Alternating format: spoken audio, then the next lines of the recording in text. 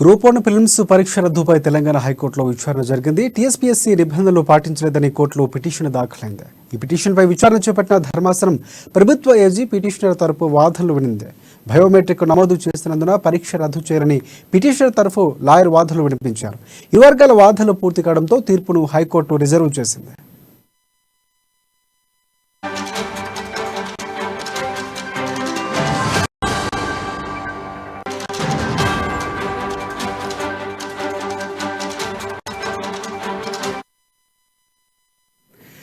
Breaking news చూస్తున్నాం. Group 1 prelims పరీక్ష రద్దుపై తెలంగాణ హైకోర్టులో విచారణ జరిగింది. టీఎస్పీఎస్సీ నిబంధనలు పాటించలేదని కోర్టులో పిటిషన్ దాఖలైంది.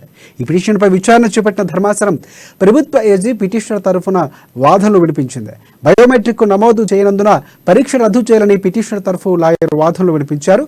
ఇరు వర్గాల వాదనలు పూర్తి కావడంతో తీర్పును హైకోర్టు రిజర్వ్ చేసింది.